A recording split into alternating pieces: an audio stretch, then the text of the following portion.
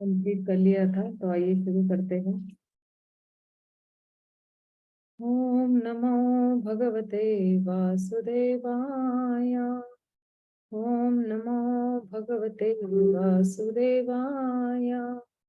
ओम नमो भगवते वासुदेवाय। नारायणं नमस्कृत्यं नर चैव नरोत्तमं देवीं सरस्वतीं व्यासं ततो जयमुदीरये। नष्टप्रायेषु भद्रेषु नित्यं भागवत सेवया भगवती उत्तमश्लोके भक्तिर्भवति नैष्टिकी। कृष्णाय वासुदेवाय देवकीनन्दनाय च नन्दगोपकुमाराय गोविन्दाय नमो नमः। ओम अज्ञानतिमिरन्धस्य ज्ञानाञ्जनशलाकया चक्षुरुन्मिलितं येन तस्मै श्रीगुरवे नमः। नमो विष्णुपदाय कृष्णपृष्ठाय भूतले श्रीमते भक्तिवेदान्त स्वामिनिति नाम्ने नमस्ते सरस्वते देवे गौरवाणी प्रचारिणे निर्विशेष शून्यवादी पाश्चात देश तारिणे। जय श्री कृष्ण चैतन्य प्रभु नित्यानंद श्री अद्वैत गदाधर शिवासादि गौर भक्त वृंद। हरे कृष्णा कृष्णा कृष्णा हरे हरे, हरे राम राम राम हरे हरे।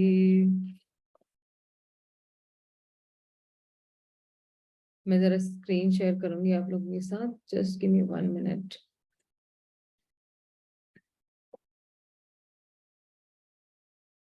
दो श्लोक हो गए थे, हम लोग को तीसरे श्लोक पे जाना था। तीसरे अध्याय का तीसरा श्लोक, भागवतम का स्कंद नंबर 1।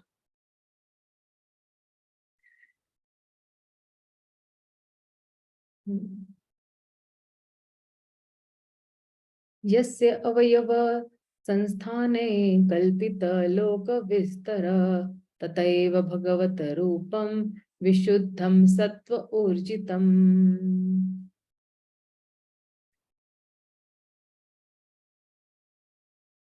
परमजीत कौर माता जी, मैंने आपको अनम्यूट किया है, प्लीज पढ़िए अनुवाद तात्पर्य दोनों।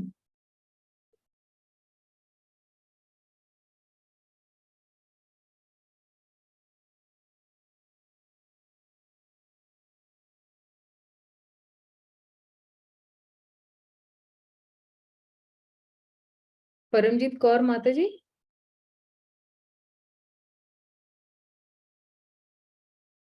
मैंने आपको अनम्यूट किया हुआ है। ओके, प्रिया तुलसियानी माता जी प्लीज रीड। जी माता जी, हरे कृष्णा।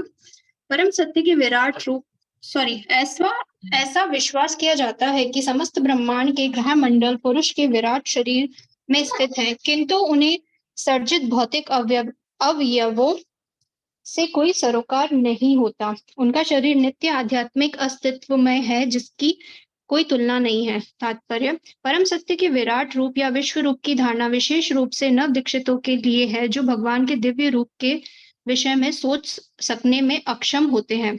उनके लिए रूप का अर्थ इस भौतिक जगत से संबंध कोई वस्तु है।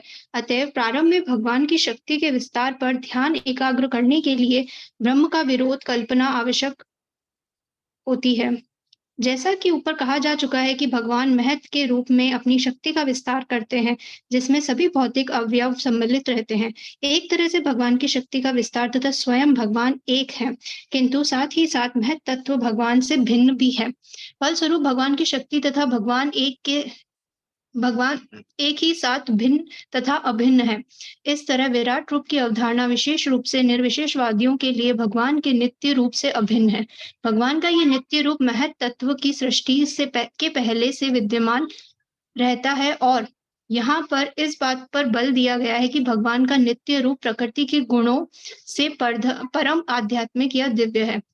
यही दिव्य रूप भगवान के अंतरंगा शक्ति में प्रकट होता है, और उनके अवतारों के रूप में उनका स्वरूप वैसे ही दिव्य गुण वाला बना रहता है। उसमें महत तत्व की किंचित स्पर्श तक नहीं होता। हरे कृष्णा। हरे कृष्णा। धन्यवाद माता जी, थैंक यू सो मच।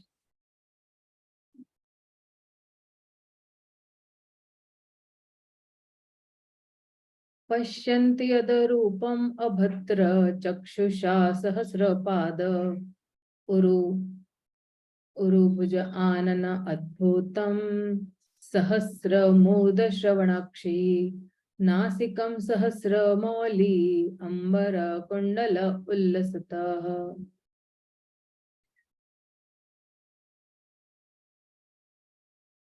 मोहित वर्मा प्रभु, मैंने आपको ना अनम्यूट किया हुआ है, प्लीज पढ़िए। हरे कृष्ण माता जी। हरे कृष्ण। भक्तगण अपने विमल पूर्ण नेत्रों से उस पुरुष के दिव्य रूप का दर्शन करते हैं जिसके हजारों हजार पांव, जंघाएं, भुजाएं तथा मुख है और सबके सब अद्वितीय है। उस शरीर में हजारों सिर, आंखें, कान तथा नाक होते हैं। वह हजारों मुकुटों तथा चमकते कुंडलों से अलंकृत है और मालाओं से सजाए गए हैं। तात्पर्य: हम अपनी वर्तमान भौतिक इंद्रियों से दिव्य भगवान को रंच मात्र भी नहीं देख पाते।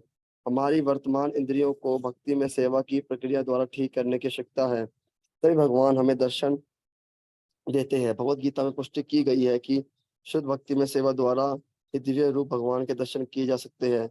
इस तरह वेदों में भी पुष्टि हुई है कि केवल भक्ति ही मनुष्य को भगवान की ओर ले जा सकती है और केवल भक्ति से ही भगवान प्रकट होते हैं। ब्रह्म संहिता में भी कहा गया है कि भगवान सदैव उन भक्तों को दिखते हैं जिनकी आंखों में भक्ति रूपी अंजन लगा रहता है। अथवा हमें भगवान के दिव्य रूप की जानकारी ऐसे व्यक्ति से प्राप्त करनी होती है जिन्होंने भक्ति के अंजन से रंचित आंखों से उनका दर्शन किया है। इस भौतिक जगत में भी हम वस्तु को सदा अपनी आंखों से नहीं देखते। कभी कभी हम उन लोगों के अनुभव से देखते हैं जिन्होंने उन्हें पहले से देखा है या कुछ काम किया है। यदि दुनियावी वस्तुओं के अनुभव किए जाने की ये विधि है तो फिर दिव्य विश्वों में ये पूरी तरह लागू होती है। अथवा केवल धैर्य और दृढ़ता से ही परम सत्य संबंधी दिव्य विषय तथा उनके विविध रूपों के संबंध में अनुभूति प्राप्त की जा सकती है। नव दीक्षितों के लिए वह सब रूपहीन है, किंतु तक सेवक के लिए वह दिव्य रूप से युक्त होते हैं। हरे कृष्ण। हरे कृष्ण प्रभु, हरे कृष्ण। तो ये जो पिछला श्लोक है और इस वाले श्लोक में एक्चुअली पिछले श्लोक में आस्तिक लोगों के बारे में बात करें। आस्तिक यानी जिनको भगवान में विश्वास है या उनमें श्रद्धा है। नास्तिक लोग जो है वो भगवान में इतनी श्रद्धा नहीं रखते हैं, जैसे बुद्धिस्ट है, जैन है, क्योंकि वो लोग किसी साकार रूप में नहीं मानते हैं। और तीसरी श्रेणी है वो है नराधम। भगवान भगवद गीता में कहते हैं ना 7वें अध्याय में, तो ये है वो असुर योनि जो बिल्कुल बोले ना निचली श्रेणी में आते हैं, जो भगवान ने दिए हुए वेद को स्वीकार नहीं करते हैं और जितने भी शास्त्र भगवान ने दिए उसको नहीं स्वीकार करते हैं।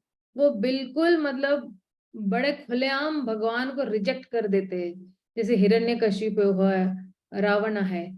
तो इसलिए जितना हम भगवान के बारे में सुनेंगे तो उतना ही हम लोग जो है भगवान पे विश्वास करेंगे और उन पे निर्भर भी रहेंगे और उनको अकाउंटेबल भी रहेंगे। तो जितना हम जानेंगे उतना ही हम सतर्क भी रहेंगे। जैसे कभी जैसे हमें कुछ कॉस्मेटिक्स खरीदनी है तो उसके अंदर हमें पता है कि जीएसटी रूल क्या है इसका, तो उसी तरह। और भगवान का एक स्वरूप है जो शुद्ध शुद्ध शुद्ध स्वरूप है वो। तो अभी जो है हमारी जितनी भी भौतिक इंद्रियां है ये जो है हमें ठीक करनी है, ठीक है ना, भक्ति के माध्यम से। और फिर जब हमारी इंद्रियां ठीक होगी तब भगवान स्वयं ही अपने आप को हमें स्वयं ही अपने आप को हमें प्रकट करेंगे। उस तब तक तो जो है हमें तो सिर्फ जड़ पदार्थों को ही देखना है और हमें सिर्फ जड़ पदार्थ को देख के हमें सीखना है। तो इसलिए ये वाले श्लोक में ये कहते हैं कि जिनकी आंखों में भक्ति रूपी अंजन लगाता है, तो भगवान को देखने के लिए काम का अंजन नहीं चाहिए, हमें प्रेम का अंजन चाहिए। जैसे ब्रह्मा भी ब्रह्म संहिता में कहते हैं ना, प्रेमांजन चरित भक्ति विलोचन न संत सदैव हृदयेश विलोकयन्ति यम श्याम सुंदर अचिंत्य गुणस्वरूपम गोविंदमादि पुरुषम तमहम भजामि।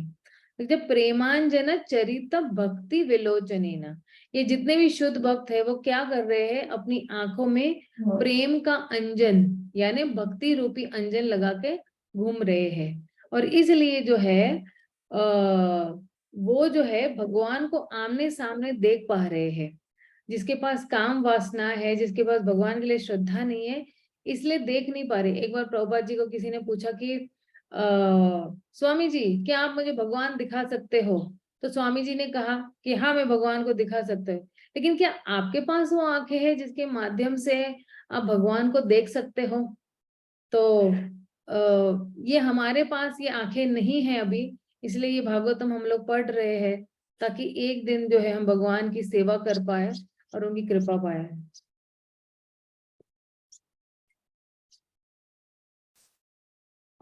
एक बार ऐसे ही आप प्रभुपाद क्लास दे रहे थे और बोले कि स्वामी जी आप इतना बोल रहे हो भगवान भगवान भगवान, लेकिन कहाँ है भगवान, मुझे दिखाइए भगवान। तो स्वामी ने कहा I can see God, but तुम जो है रास्ते में खड़े हो तो तुम बैठ जाओ तो मैं आराम से भगवान देख पाऊंगा। तो इस तरह से प्रभुपाद बिल्कुल ऐसे लोगों को तुरंत ही जवाब दे देते थे। एतद् नाना अवताराणां निधानं बीजम् अव्ययम् यस्य अंश अंशेन सृजयन्ते देवतिरक् नरदायः।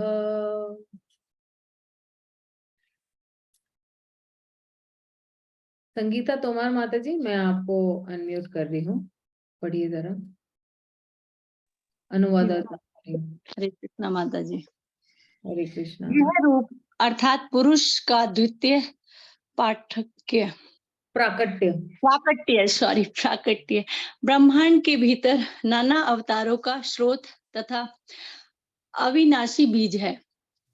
इसी रूप में कणों तथा अंशों से देवता, मनुष्य इत्यादि विभिन्न जीव उत्पन्न होते हैं।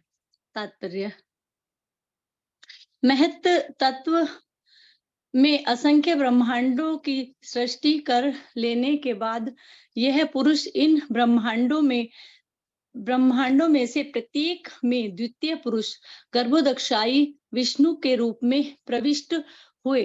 वहां पर जब उन्होंने देखा कि ब्रह्मांड भर में अंधकार ही अंधकार तथा अवकाश है, विश्राम के लिए कहीं कोई आश्रय नहीं है, तब उन्होंने अपने पसीने के जल से आधे ब्रह्मांड को भर दिया और स्वयं उसी जल में लेट गए। यह जल गर्भोदक कहलाता है। तब उनकी नाभि से कमल नाल अंकुरित हुई और उस फूल की पंखुड़ियों पर ब्रह्मांड के प्रमुख शिल्पी ब्रह्मा का जन्म हुआ। ब्रह्मा ब्रह्मांड के शिल्पी हुए और भगवान ने विष्णु रूप में इस ब्रह्मांड के पालन का भार अपने ऊपर ले लिया। ब्रह्मा की उत्पत्ति प्रकृति के रजोगुण से हुई और विष्णु सत्व गुण के स्वामी बने। विष्णु समस्त गुणों से परे होने के कारण भौतिक प्रभावों से सदा अलग रहते हैं। इसकी व्याख्या पहले की जा चुकी है। ब्रह्मा से रुद्र अर्थात शिव उत्पन्न हुए, जो तमोगुण के स्वामी हैं। वे भगवान की इच्छा से संपूर्ण सृष्टि का संहार करते हैं। अतएव ये तीनों ब्रह्मा, विष्णु तथा शिव गर्भोदक्षाई विष्णु के ही अवतार है। ब्रह्मा, एक मिनट किसी और को देंगे चांस। हरे कृष्णा माता। हरे कृष्णा। ललिता कुंड माता जी पढ़िए।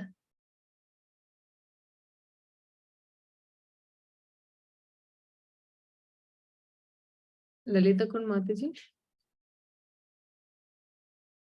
ओके, सीमा माता जी पढ़िए। हरे कृष्णा। ब्रह्मा से दक्ष, मरीचि, मनु आदि अनेक देवता अवतरित हुए जिन्होंने ब्रह्मांड में जीवों का जनन किया।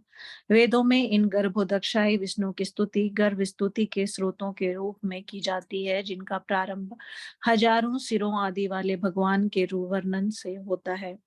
गर्भोदक्षाई विष्णु ब्रह्मांड के स्वामी हैं। यद्यपि वे इस ब्रह्मांड के भीतर शयन करते प्रतीत होते हैं, किंतु वे सदैव दिव्य हैं। इसकी भी व्याख्या की जा चुकी है। विष्णु, जो कि गर्भोदक्षाई विष्णु के पूर्ण अंश हैं, विश्व भर के जीवों के परमात्मा हैं और वे ब्रह्मांड के पालनकर्ता या क्षीरोदक्षाई विष्णु कहलाते हैं। इस प्रकार मूल रूप पुरुष के रूप में के 3 रूप जाने जाते हैं। इस ब्रह्मांड के भीतर जितने भी अवतार हैं, वे इसी क्षीरोदक्षाई विष्णु से उद्धृत होते हैं। विभिन्न युगों में भिन्न भिन्न असंख्य अवतार होते रहते हैं, किंतु इनमें से कुछ अत्यंत प्रमुख हैं, यथा मत्स्य, कूर्म, वराह, राम, नरसिंह, वामन तथा अनेक दूसरे अवतार। ये अवतार लीला अवतार कहलाते हैं। इसके अतिरिक्त गुणावतार भी होते हैं, यथा ब्रह्मा, विष्णु या शिव या रुद्र, जो विष्णु के विभिन्न गुणों के लिए उत्तरदायी हैं। भगवान विष्णु परमेश्वर से अभिन्न हैं। शिव जी परमेश्वर तथा जीवों के बीच की स्थिति में हैं और ब्रह्मा सदैव जीव तत्व होते हैं। जो सर्वोच्च पुण्यात्मा जीव या भगवत भक्त है, भगवान द्वारा उसको सृष्टि करने की शक्ति प्रदान की जाती है, वह ब्रह्मा कहलाता है। उनकी शक्ति सूर्य जैसी है, जो मणि माणिक्यों द्वारा प्रतिबिंबित होती रहती है।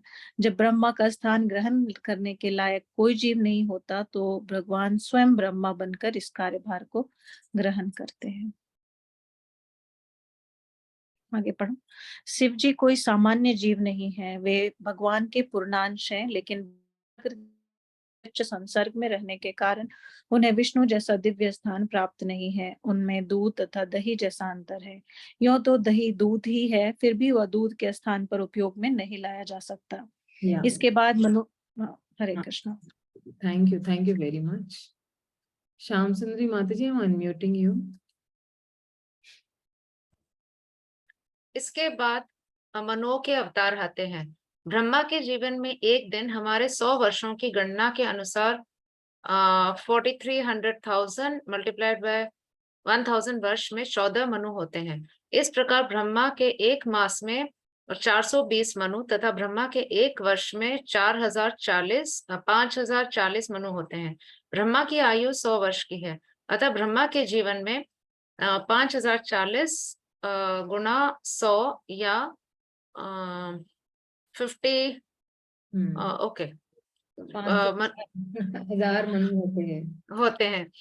ब्रह्मांडों की संख्या अनगणित है और इनमें से प्रत्येक में एक एक ब्रह्मा होते हैं, और ये सब पुरुष के श्वास लेने और छोड़ने जितने समय में उत्पन्न या विनिष्ट हो जाते हैं।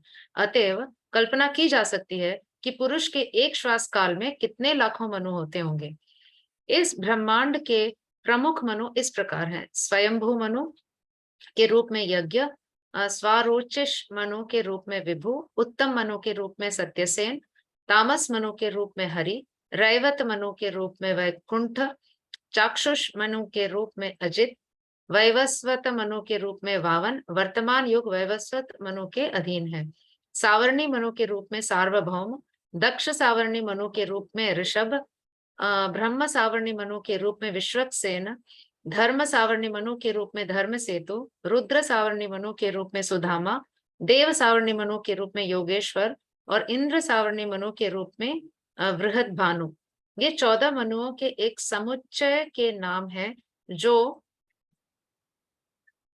वर्षों का काल पूरा करते हैं।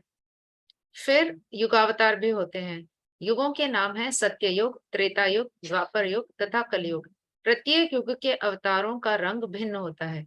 ये रंग है श्वेत, लाल, काला तथा पीला। द्वापर युग में भगवान कृष्ण काले रंग में प्रकट हुए और कलयुग में चैतन्य महाप्रभु पीले रंग में प्रकट हुए। इस प्रकार शास्त्रों में भगवान के समस्त अवतारों का उल्लेख मिलता है। किसी भी धूर्त के लिए अवतार बनने की गुंजाइश ही नहीं है, क्योंकि अवतार का उल्लेख शास्त्रों में रहता है।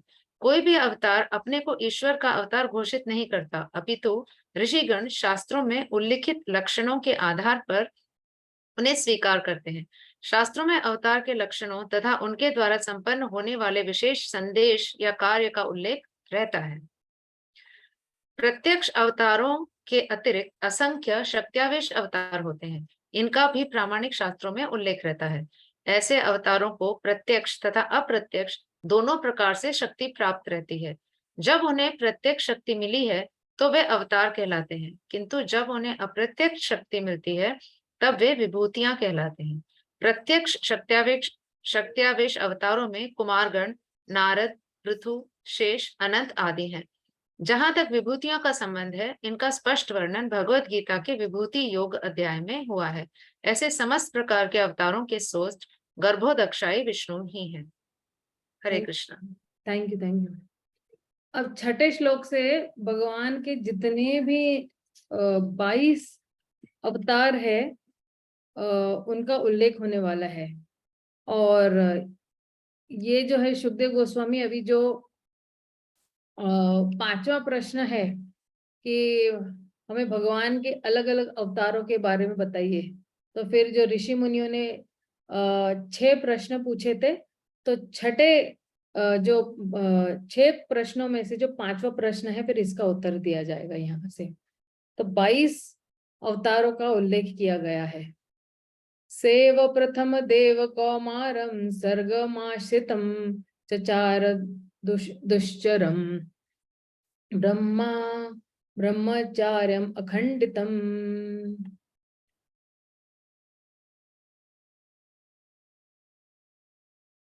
अन्नू माता जी, मैं आपको अनम्यूट कर रही हूँ।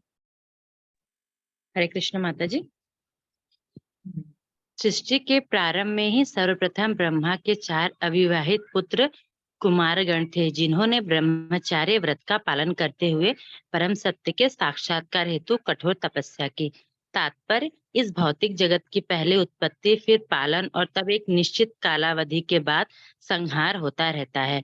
अतएव जीवों के पिता ब्रह्मा की विशिष्ट कोटियों के अनुसार सृष्टियों के भिन्न भिन्न नाम होते हैं। जैसा कि ऊपर कहा गया है, कुमारगणों की उत्पत्ति भौतिक जगत की कौमार सृष्टि में हुई। उन्होंने हमें ब्रह्मा साक्षात्कार की विधि सिखाने के लिए स्वयं ब्रह्मचारी रहकर कठिन व्रत का पालन किया। ये सारे कुमार शक्त्यावेश के अवतार हैं। ये कठिन व्रत पालन करने के पूर्व ही योग्य ब्राह्मण बन चुके थे। इसी उदाहरण से ये सुझाव प्राप्त होता है कि मनुष्य को केवल जन्म से ही नहीं अपितु गुण से ब्राह्मण की योग्यताएं प्राप्त कर लेनी चाहिए, तभी वह ब्रह्म साक्षात्कार की प्रक्रिया में अपने को लगाए। थैंक यू माता जी। हरे कृष्णा। हरे कृष्ण माता जी। तो ये थे ब्रह्मा जी के 4 पुत्र कुमारों का वर्णन। अब आइए द्वितीय जो है देखते हैं। द्वितीय अवतार। द्वितीयं तु भवाय अस्य रसातलगतां महिम् उद्श्रियान् उपादत्त यज्ञेश सौकरं वपु।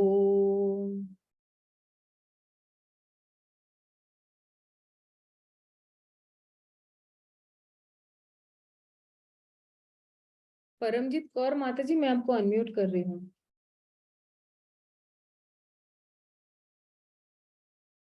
परमजीत कौर माता जी।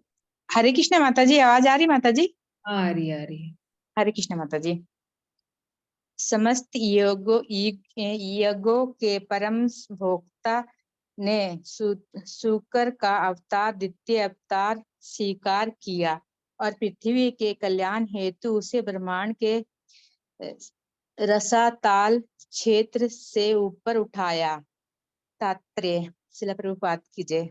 यहाँ संकेत यह है कि भगवान के प्रत्येक अवतार के लिए उनके द्वारा संपन्न होने वाले विशेष कार्य का भी उल्लेख रहता है। बिना कार्य विशेष के कोई अवतार नहीं हो सकता है। ऐसा कार्य सदा ही द्वितीय होता है। ऐसे कार्यों का किसी जीव द्वारा संपन्न किया जाना असंभव होता है। शुकर का अवतार पृथ्वी को गंदे पदार्थ के रसाताल भोग से बाहर निकालना था। गंदे स्थान से कोई चीज उठाना शुकर का कार्य है और सर्व शक्तिमान भगवान ने यह आश्चर्य सुअरों को कर दिखाया, जिन्होंने पृथ्वी को ऐसा गंदे स्थान में छिपा दिया था। भगवान के लिए कुछ भी असंभव नहीं है। यद्यपि उन्होंने शुकर की भूमिका निभाई, तो भी वे सदैव दिव्य स्थिति में रहते हुए भक्तों के द्वारा पूजित होते हैं। हरे कृष्ण माता जी। हरे कृष्ण। धन्यवाद माता जी। तो ये था शुकर। भगवान ने जब शुकर अवतार दिया, केशवद्रीता शुकर श्रीशा जय जगदीश हरे, तो शुकर अवतार दिया तो भगवान ने। तो जो अगला वाला है ये, तृतीयं ऋषि सर्गम वै देव ऋषित्वम उपेत्य सह तंत्रम सात्वतम आष्टम नैष्कर्यम कर्मणाम यतः।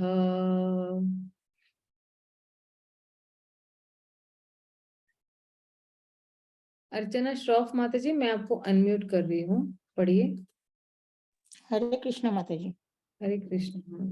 अनुवाद। ऋषियों के सर्ग में भगवान ने देवर्षि नारद के रूप में, जो देवताओं में महर्षि हैं, तीसरा सत्यावेश अवतार ग्रहण किया। उन्होंने उन वेदों का भाष्य संकलित किया जिनमें भक्ति मिलती है और जो निष्काम कर्म की प्रेरणा प्रदान करते हैं। तात्पर्य। भगवान के सत्यावेश अवतार महर्षि नारद संपूर्ण जगत में भक्तिमय सेवा का प्रचार करते हैं। ब्रह्मांड में सर्वत्र विभिन्न लोकों में तथा समस्त योनियों के सारे बड़े बड़े भगवत भक्त उनके शिष्य हैं। श्रीमद् भागवत के संकलनकर्ता श्री व्यास देव भी उनके शिष्यों में से एक हैं। नारद पंचरात्र, जो भगवत भक्ति विषयक वेदों का भाष्य है, उन्हीं के द्वारा रचित है। यह नारद पंचरात्र कर्मियों को कर्म बंधन से मुक्ति दिलाने की शिक्षा देता है। बद्ध जीव अधिकांश सकाम कर्म के प्रति आसक्त होते हैं, क्योंकि वे अपने श्रम द्वारा जीवन का आनंद भोगना चाहते हैं। यह सारा ब्रह्मांड समस्त योनियों के सकाम कर्मियों से भरा पड़ा है।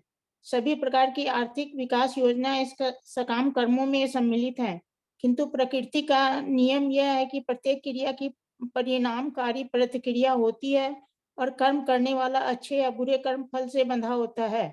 अच्छे कर्म का फल तदनुरूप भौतिक संपन्नता है, जबकि बुरे कर्म का फल तदनुरूप भौतिक कष्ट होता है। फिर भी भौतिक दशाएं, चाहे वे तथा कथित सुख हो या दुख हो, अंततः दुख का कारण ही बनते हैं। मूर्ख भौतिकवादियों को यह पता नहीं होता है कि मुक्त अवस्था में शाश्वत सुख कैसे प्राप्त करना चाहिए। श्री नारद इस मूर्ख सकाम कर्मियों को बताते हैं कि किस तरह वास्तविक सुख प्राप्त करना चाहिए। वे संसार के रुग्ण मनुष्यों को निर्देश देते हैं कि किस प्रकार उनके वर्तमान पेशे से उनका आध्यात्मिक उत्थान हो सकता है।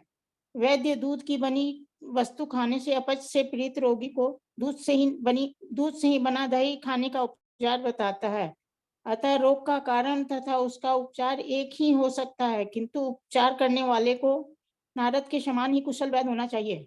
भगवत गीता का भी यही उपदेश है कि वे अपने श्रम के फल से भगवान की सेवा करनी चाहिए। इससे निष्कर्म या मुक्ति का पथ सुलभ हो सकेगा। हरे कृष्ण माता जी। हरे कृष्ण माता जी, धन्यवाद आपका।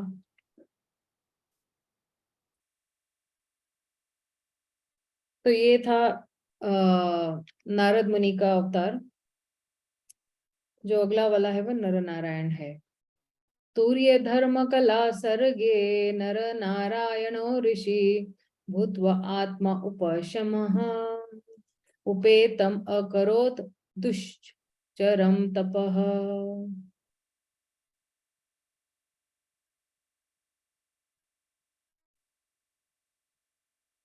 पायल लता माता जी, मैं आपको अनम्यूट कर रही हूँ, पढ़िए। हरे कृष्णा माता जी। अनुवाद। चौथे अवतार में भगवान राजा धर्म की पत्नी के जुड़वा पुत्र नर तथा नारायण बने। फिर उन्होंने इंद्रियों को वश में करने के लिए कठिन तथा अनुकरणीय तपस्या की। तात्पर्य। राजा ऋषभ ने अपने पुत्रों को उपदेश दिया था कि भगवान का साक्षात्कार करने के लिए तपस्या ही मनुष्य का एकमात्र कर्तव्य अर्थात धर्म है। अतएव हमें शिक्षा देने के लिए ही भगवान ने आदर्श प्रस्तुत करते हुए स्वयं ऐसा किया। भगवान भुलक्कड़ जीवों पर अत्यंत दयालु रहते हैं, अतः वे स्वयं आते हैं और अपने पीछे आवश्यक आदेश छोड़ जाते हैं। वे बद्ध जीवों को भगवत धाम वापस बुलाने के लिए अपने उत्तम पुत्रों को भी प्रतिनिधि बनाकर भेजते हैं। हाल ही में अभी सबों की स्मृति में ही भगवान चैतन्य भी ऐसे ही कार्य के लिए इस लौ उद्योग के युग में पतित आत्माओं पर विशेष कृपा करने के लिए प्रकट हुए थे। नारायण अवतार की पूजा आज भी हिमालय पर्वत स्थित बद्री नारायण में की जाती है। हरे कृष्णा। धन्यवाद माता जी, धन्यवाद, थैंक यू। तो ये है नर नारायण। अभी जो 10वां श्लोक में है, अभी आएंगे कपिल महाराज। पंचम कपिल नाम संदेश काल विप्लुतम प्रवोच असूर्य है सांख्ययम तत्वम ग्रामम विनिर्णयम।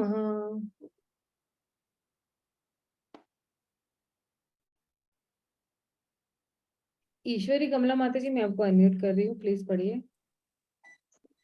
थैंक यू माता जी। हरे कृष्णा, धन्यवाद, प्रणाम। धन्यवाद माता जी। भगवान कपिल नामक 5वां अवतार सिद्धों में सर्वोपरि है। उन्होंने आसुरी ब्राह्मण को सृष्टिकारी तत्वों तथा सांख्य शास्त्र का भाष्य बताया, क्योंकि कालक्रम में यह ज्ञान विनिष्ट हो चुका था। तात्पर्य श्रील प्रभुपाद।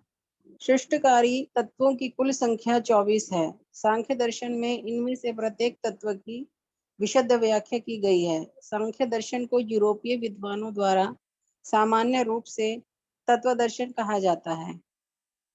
सांख्य का व्युत्पत्तिपरक अर्थ है जो भौतिक तत्वों के विश्लेषण द्वारा अच्छी तरह से व्याख्या करे।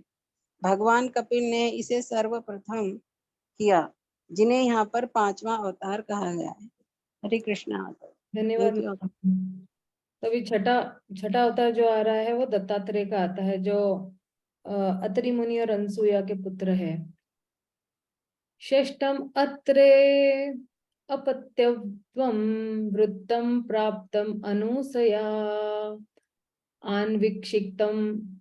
आन्वीक्षिकीम अलकार्य प्रह्लाद आदिभ्य उचीवान। मोहित प्रभु, मैं आपको अनम्यूट कर रही, प्लीज पढ़िए। कृष्ण माता जी। पुरुष के छठे अवतार अत्रि मुनि के पुत्र थे। वह अनसुया की प्रार्थना पर उनके गर्भ से उत्पन्न हुए थे। उन्होंने अलग, प्रहलाद तथा अन्य यदु ये आदि को अध्यात्म के विषय में उपदेश दिया था। तात्पर्य: भगवान ऋषि अत्रि तथा अनसुया के पुत्र दत्तात्रेय के रूप में अवतरित हुए। ब्रह्मांड पुराण में पति व्रता पत्नी के प्रसंग में भगवान द्वारा दत्तात्रेय के रूप में अवतार लेने की कथा का वर्णन हुआ है।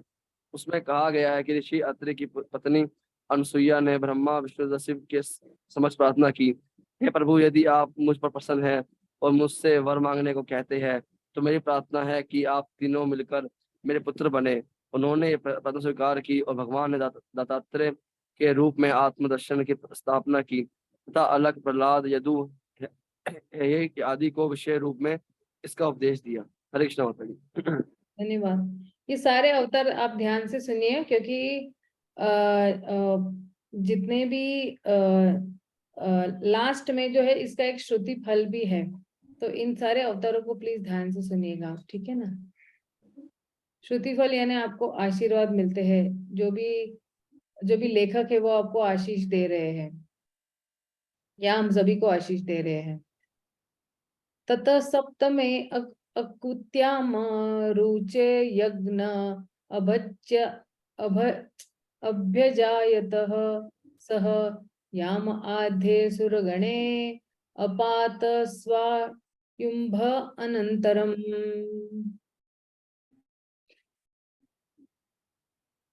सेजल माता जी, मैं आपको अनम्यूट कर रही हूँ, प्लीज पढ़िए। हरे कृष्ण माता जी। हरे कृष्ण। पढ़िए। 7वें अवतार प्रजापति रुचि तथा उनकी पत्नी आकृति के पुत्र यज्ञ थे। उन्होंने स्वयंभू मनु के बदलने पर शाश्वत शासन संभाला और अपने पुत्र यम जैसे देवताओं की सहायता प्राप्त की।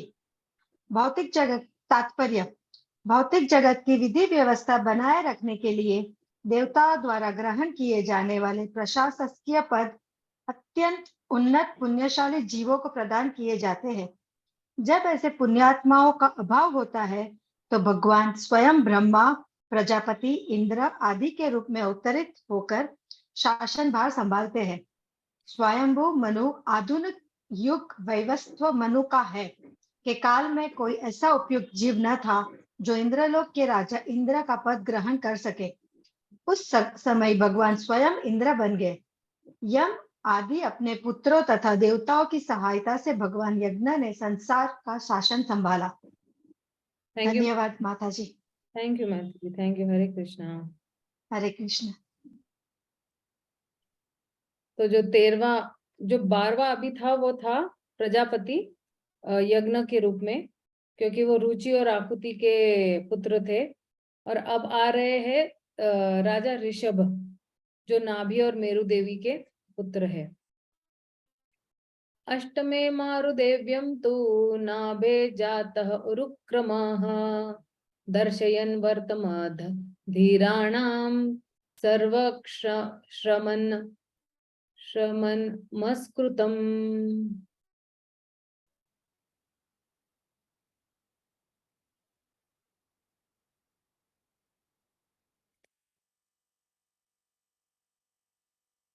अनु माता जी, मैं आपको अनम्यूट कर रही हूँ, प्लीज पढ़िए। हरे कृष्ण माता जी। 8वां अवतार राजा ऋषभ के रूप में हुआ। वे राजा नाभि तथा उनके पति मेरु देवी के पुत्र थे। इस अवतार में भगवान ने पूर्णता का मार्ग दिखलाया, जिससे अनुगमन उन लोगों द्वारा किया जाता है जिन्होंने अपनी इंद्रियों को पूर्ण रूप से संयमित कर लिया है और जो सभी वर्णाश्रमों के लोगों द्वारा वंदनीय है। मानव समाज स्वाभाविक रूप से जीवन के आश्रमों तथा वर्णों के अनुसार 8 वर्गों में विभाजित है। 4 वृत्तिपरक तथा 4 सांस्कृतिक उत्थान में संबंध विभाग, बुद्धिजीवी वर्ग, शासक वर्ग, उत्पादक वर्ग और श्रमजीवी वर्ग, ये 4 वृत्तिपरक वर्ग है। विद्यार्थी जीवन, गृहस्थ जीवन, वानप्रस्थ जीवन एवं सन्यासी जीवन, ये आध्यात्मिक साक्षात्कार के पथ पर सांस्कृतिक उत्थान के 4 सोपान हैं। इनमें से सन्यास आश्रम सर्वोच्च माना जाता है और सन्यासी समस्त वर्णों एवं आश्रमों वैधानिक गुरु होता है। सन्यास आश्रम में भी सिद्धावस्था के लिए 4 अवस्थाएं होती हैं: कुटीचक, बहुदक, परिवारज कार्याचार्य तथा परमहंस। परमहंस अवस्था सिद्धि की चरमा अवस्था है। सभी इस आश्रम का आदर करते हैं। राजा नाभि तथा मेरु देवी के पुत्र महाराज ऋषभ भगवान के अवतार थे। उन्होंने अपने पुत्रों को तपस्या द्वारा सिद्धि मार्ग का पालन करने का उपदेश दिया, क्योंकि तपस्या से जीवन पवित्र बनता है और मनुष्य को आध्यात्मिक सुख का लाभ होता है, जो दिव्य है और वो जो निरंतर बढ़ने वाला है। प्रत्येक जीव सुख की खोज में रहता है, किंतु कोई ये नहीं जानता कि शाश्वत एवं असीम सुख कहाँ उपलब्ध होगा। मूर्ख लोग वास्तविक सुख के स्थान पर भौतिक इंद्रिय सुख की खोज करते हैं, किंतु ऐसे मूर्ख लोग यह भूल जाते हैं कि इस प्रकार का अस्थायी तथा कथित इंद्रिय सुख से कुकर सुकर भी भोगते हैं। कोई भी पशु पक्षी या जंतु इस इंद्रिय सुख से वंचित नहीं है। प्रत्येक योनि में, जिसमें मनुष्य योनि से भी सम्मिलित है, ऐसा सुख प्रचुरता से उपलब्ध होता है, किंतु मनुष्य जीवन ऐसे सस्ते सुख के निमित्त नहीं मिलता। मनुष्य जीवन तो आत्म साक्षात्कार द्वारा शाश्वत तथा असीम सुख प्राप्त करने के लिए मिला है। यह आत्म साक्षात्कार तपस्या अर्थात स्वेच्छा से कष्ट सहकर तथा भौतिक सुख से दूर रहकर भी प्राप्त किया जा सकता है। जो लोग भौतिक आनंद से अपने को पृथक रखने में पटु हैं और वे धीर अर्थात इंद्रियों द्वारा विचलित न होने वाले व्यक्ति कहलाते हैं। केवल ऐसे ही धीर व्यक्ति संन्यास का आश्रम ग्रहण करते हैं और क्रमशः परमहंस पद को प्राप्त कर सकते हैं, जिसकी पूजा समाज का हर व्यक्ति करता है। राजा ऋषभ ने इस संदेश का प्रचार किया और अंतिम समय वे समस्त शारीरिक आवश्यकताओं से विलग हो गए, जो दुर्लभ अवस्था है जिसका अनुकरण मूर्ख नहीं कर पाते, लेकिन सभी लोग इसकी पूजा करते हैं। हरे कृष्ण माता जी। धन्यवाद माता जी, धन्यवाद, थैंक यू। जो 14वां जो है अभी राजा पृथु है। राजा पृथु जो है वो भगवान के शक्तिवेश अवतार है। शक्तिवेश अवतार मतलब क्या, कि उनको एक विशेष शक्ति दी जाती है। जैसे उनको एक विशेष शक्ति पालन की दी गई थी, क्योंकि उस वक्त सृष्टि में जो है पूरी धरती जो थी वो बिल्कुल सूखी थी, कहीं फूल पत्ते शाक कुछ भी नहीं आ रहा था। तब पृथु महाराज जब आए तो पूरी जो पृथ्वी को वो उन्होंने क्या किया, हरा भरा कर दिया था। ऋषि भी याचित भेजे नववम पार्थिवम वपुः दुग्ध इमाम औषधि विप्रा तेना अयम स उषततम। तो ये है पृथु महाराज।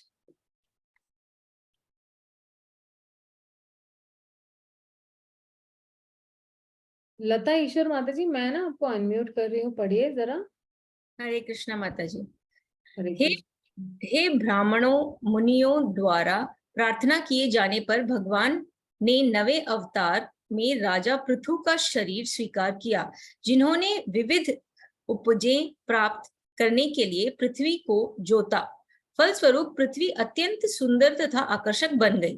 तात्पर्य, राजा पृथु के उत्पन्न होने के पूर्व उनके पापी पिता के कुशासन के कारण अत्यंत अशांति छाई थी। बुद्धिमान व्यक्तियों अर्थात मुनियों तथा ब्राह्मणों ने भगवान से न केवल अवतरित होने के लिए प्रार्थना की, अपितु उन्होंने इस राजा को सिंहासन से उतार भी दिया। राजा का कर्तव्य है कि वह पवित्र हो और अपनी प्रजा के सर्वांगीण कल्याण का ध्यान रखे। राजा जब भी अपने कर्तव्य पालन में कुछ असावधानी बरते तो बुद्धिमान व्यक्तियों को चाहिए कि उसे सिंहासन से उतार दे, किंतु ये बुद्धिमान व्यक्ति खुद सिंहासन पर नहीं बैठते, क्योंकि उनके जिम्मे जन कल्याण के और भी अधिक महत्वपूर्ण कार्य रहते हैं। अतः राज सिंहासन पर न बैठकर उन्होंने भगवान से अवतार लेने की प्रार्थना की और भगवान महाराज पृथु के रूप में प्रकट हुए। असली बुद्धिमान व्यक्ति या योग्य ब्राह्मण कभी भी राजनैतिक पदों की चाह नहीं करते। महाराज पृथु ने पृथ्वी से अनेक उत्पाद खोज निकाले। ऐसा राजा प्राप्त करके न केवल प्रजा प्रसन्न हुई, अपितु पृथ्वी का सारा दृश्य भी सुंदर तथा आकर्षक हो गया। हरे कृष्ण। धन्यवाद। तो ये है पृथु महाराज। अगला है मत्स्य अवतार। मत्स्य अवतार हम सभी जानते हैं। रूपम स जुग्रहे मत्स्यम चाक्षुषा उदधीर संप्लवे नाव्य आरोप्य महिमा मय्याम अपात वैवस्वतं मनुम।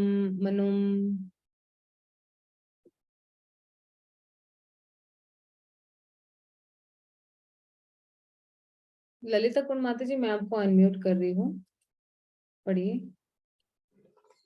जी, हरे कृष्ण माता जी। हरे कृष्णा। हरे कृष्ण, दंडवत प्रणाम। जब चाक्षुष मनु के युग के बाद पूर्ण जल प्रलय हुआ और सारा जगत जल में डूब गया था, तब भगवान मत्स्य के रूप में प्रकट हुए और वैवस्वत मनु को नाव में रखकर उनकी रक्षा की। तात्पर्य, भागवत के मूल भाष्यकार श्रीपाद श्रीधर स्वामी के मतानुसार प्रत्येक मनु के बदलने पर सदैव प्रलय नहीं होता। फिर भी चाक्षुष मनु के कार्यकाल के पश्चात यह प्रलय सत्यव्रत को अद्भुत लीला दिखाने के उद्देश्य से किया गया। लेकिन श्री जीव गोस्वामी ने प्रामाणिक शास्त्रों विष्णु धर्मोत्तर, मार्कंडेय पुराण, हरिवंश पुराण आदि से निश्चित प्रमाण प्रस्तुत किए हैं कि प्रत्येक मनु के बाद प्रलय होता ही है। श्रील विश्वनाथ चक्रवर्ती ने भी श्रील जीव गोस्वामी को अनुमोदन किया है और भागवतामृत से प्रत्येक मनु के पश्चात ऐसे जल प्लावन के उदाहरण दिए हैं। इसके अतिरिक्त भगवान अपने भक्त सत्यव्रत पर विशेष अनुग्रह प्रदर्शित करने के लिए इसी विशेष युग में स्वयं अवतरित हुए। धन्यवाद माता जी, धन्यवाद। तो ये मत्स्य अवतार। अगला है कूर्मा अवतार।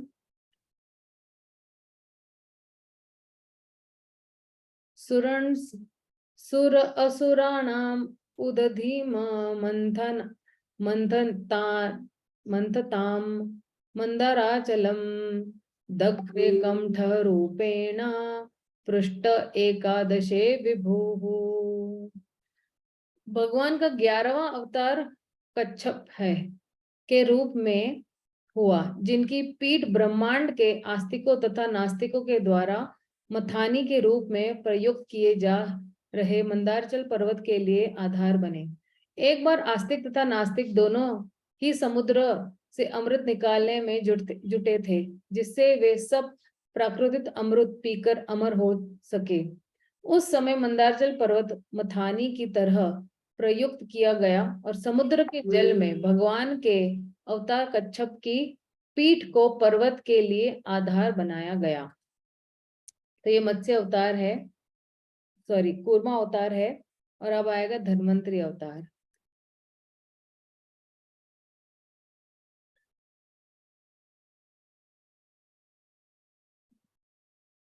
धन्वंतरम द्वादशम त्रयोदशम एवं च अपाययतः सुरानम अन्यान मोहिन्या मोहयन स्त्रिया। 12वें अवतार में भगवान धन्वंतरी के रूप में प्रकट हुए और 13वें अवतार में उन्होंने स्त्री के मनोहर सौंदर्य द्वारा नास्तिकों को मोहित किया और देवताओं को पीने के लिए अमृत प्रदान किया।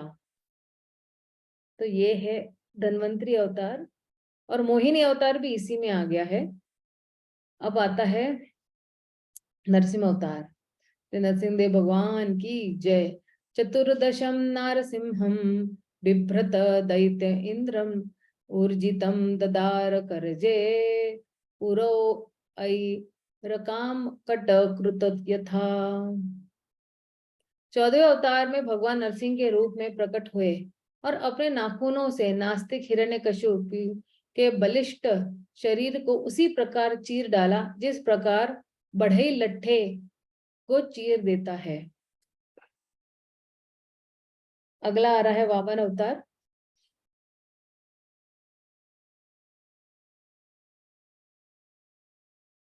पंचदशम वामनं कं कृत्वा अगातम अध्वरम बले पदत्रयम याजमान प्रत्यादिस्तो त्रिपिष्टपम।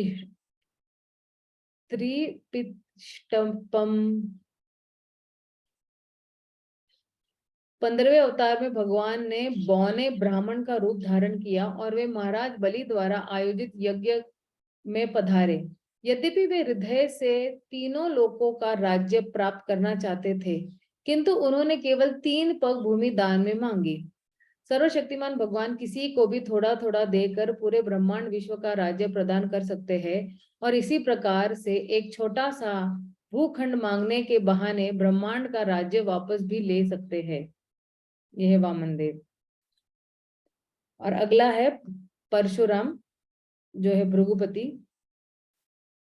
अवतारे षोडशमे पश्यान ब्रह्माद्रुह नृपात्रित सप्तः कृत्वम कोपितम नीह क्षत्रातम अकरोत महिम।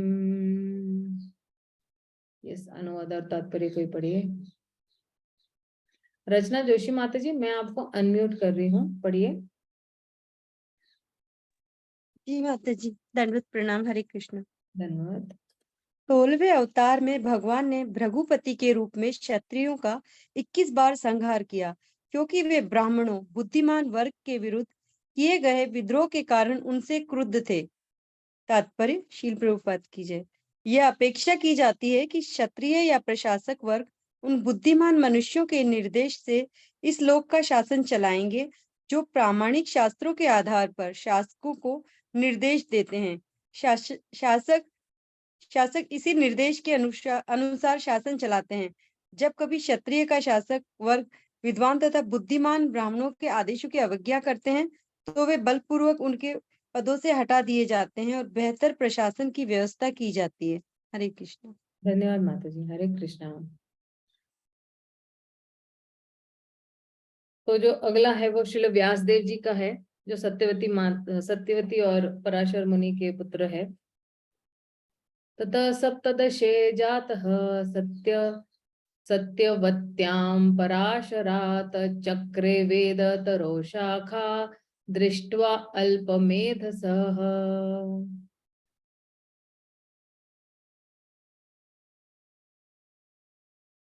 प्रीति मोकाशी माता जी, मैं आपको अनम्यूट कर रही हूँ, पढ़िए। हरे कृष्ण माता जी, दंडवत प्रणाम। धन्यवाद, प्रणाम माता जी। तत्पश्चात 17वें अवतार में श्री भगवान पराशर मुनि के माध्यम से सत्यवती के गर्भ से श्रील व्यासदेव के रूप में प्रकट हुए। उन्होंने देखकर कि सामान्य जन अल्पज्ञ है, एकमेव वेद को अनेक शाखाओं प्रशाखाओं में विभक्त कर दिया। श्रील प्रभुपादा की जय। तात्पर्य: मूल रूप से वेद एक है, किंतु श्रील व्यासदेव ने मूल वेद को 4 में विभाजित कर दिया, साम, यजुर, ऋग तथा अथर्व, और तब इन सब की व्याख्या पुराणों तथा महाभारत जैसी विविध शाखाओं में की। सामान्य मनुष्यों के लिए वैदिक भाषा तथा विषय अत्यंत कठिन होते हैं। उन्हें केवल अत्यंत बुद्धिमान तथा स्वरूप सिद्ध ब्राह्मण ही समझ सकते हैं, किंतु वर्तमान कलयुग तो अज्ञानी मनुष्यों से भरा पड़ा है। यहाँ तक कि ब्राह्मण पिता से उत्पन्न होने वाली संतान भी वर्तमान युग में शूद्रों या स्त्रियों से श्रेष्ठ नहीं होती। द्विजों अर्थात ब्राह्मणों, क्षत्रियों तथा वैश्यों से यह अपेक्षा की जाती है कि वे सांस्कृतिक शुद्धिकरण की प्रक्रिया अर्थात संस्कार संपन्न करेंगे, किंतु वर्तमान युग के बुरे प्रभावों के कारण तथाकथित ब्राह्मण तथा अन्य उच्च वर्ग के मनुष्य भी सुसंस्कृत नहीं रह गए। वे द्विज बंधु कहलाते हैं, जिसका अर्थ है द्विजों के मित्र तथा परिजन, लेकिन इन द्विज बंधुओं की गिनती शूद्रों तथा स्त्रियों में की जाती है। श्री व्यासदेव ने द्विज बंधुओं, शूद्रों तथा स्त्रियों जैसे अल्पज्ञों को ध्यान में रखकर वेदों को विविध शाखाओं प्रशाखाओं में विभाजित किया। हरे कृष्ण माता जी। धन्यवाद माता जी। तो अगला जो है अवतार आ रहा है भगवान रामचंद्र का। श्री रामचंद्र की जय। नर देवत्वम आपन्न सूरम कार्य चिकीर्षया समुद्र निग्रह आदानी चक्र वीर्याणि अतः परम।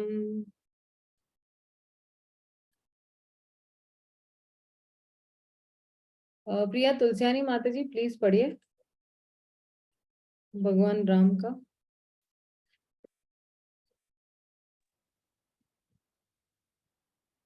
माता जी आपकी आवाज नहीं सुनाई दे रही है। हरे कृष्ण माता जी।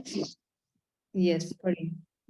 18वें अवतार में भगवान राजा राम के रूप में प्रकट हुए। उन्होंने देवता के लिए मन भावन कार्य करने के उद्देश्य से हिंद महासागर को वश में करते हुए समुद्र पार के निवासी नास्तिक राजा रावण का वध करके अपनी अति मानवीय शक्ति का प्रदर्शन किया। तात्पर्य: भगवान श्री राम ने मनुष्य का रूप धारण किया और ब्रह्मांड की व्यवस्था बनाए रखने वाले प्रशासक अधिकारी देवताओं की प्रसन्नता के लिए कुछ कार्य करने हेतु पृथ्वी पर प्रकट हुए। कभी कभी भौतिक सभ्यता की उन्नति के कारण भौतिक विज्ञान एवं अन्य कार्यों की सहायता से भगवान की सुस्थापित व्यवस्था को चुनौती देने के उद्देश्य से रावण तथा हिरण्यकश्यपु जैसे बड़े बड़े असुर एवं नास्तिक तथा ऐसे अन्य लोग अत्यंत प्रसिद्ध बन जाते हैं।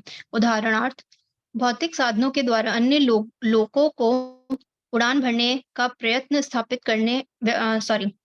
स्थापित व्यवस्था के प्रति चुनौती है। प्रत्येक लोक की परिस्थितियां भिन्न होती है और भगवान के आचार संहिता के अनुसार उसमें विशेष हेतु के लिए विभिन्न वर्ग के लोग निवास करते हैं। लेकिन भौतिक प्रगति में थोड़ी भी असफलता प्राप्त करके कभी कभी ईश्वर विहीन भौतिकवादी व्यक्ति भगवान के अस्तित्व को चुनौती देते हैं।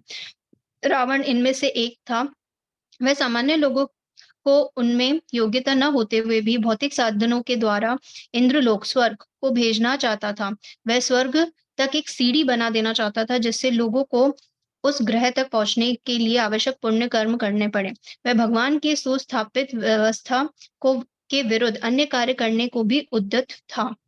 यहाँ तक कि उसने भगवान श्री राम की सत्ता को भी चुनौती देकर उनकी पत्नी सीता का अपहरण कर लिया। निसंदेह देवताओं की विनती तथा इच्छा के फलस्वरूप भगवान राम इस नास्तिक को दंड देने के लिए ही आए थे। फलस्वरूप उन्होंने रावण की चुनौती स्वीकार की और यह संपूर्ण लीला रामायण की विषय वस्तु है। चूंकि रामचंद्र जी भगवान थे, अतः उन्होंने ऐसे अति मानवीय कार्य किए जिन्हें भौतिक दृष्टि से समुन्नत रावण समेत कोई भी मनुष्य नहीं कर सकता था। उन्होंने हिंद महासागर के आर पार जल में तैरने वाले पत्थरों का राजमार्ग तैयार किया। आधुनिक वैज्ञानिकों ने भारतहीनता के क्षेत्र में खोजें की है, किंतु वह भी या सर्वत्र ऐसी भारतहीनता उत्पन्न नहीं कर सकते हैं, चूंकि भारतहीनता की सृष्टि भगवान द्वारा की गई है, जिससे वह बड़े-बड़े ग्रहों को वायु में उड़ाते तथा तैराते हैं। अतएव उन्होंने इस पृथ्वी पर भारहीन पत्थर तैयार करके समुद्र पर पत्थर का ऐसा पुल या सेतु बना दिया जो बिना स्तंभों के टिक गया। यही ईश्वरीय शक्ति का प्रदर्शन है। हरे कृष्णा। थैंक यू माता जी, थैंक यू वेरी मच। तो अभी जो 23वां है वो है कृष्ण बलराम। श्री कृष्ण बलराम की जय, राधा श्याम सुंदर की जय, गौनिताई की जय हो। एको नव विषय विशति में वृष्णेषु प्राप्य जन्मनि रामकृष्ण इति भुवम भगवान अहरत भरम।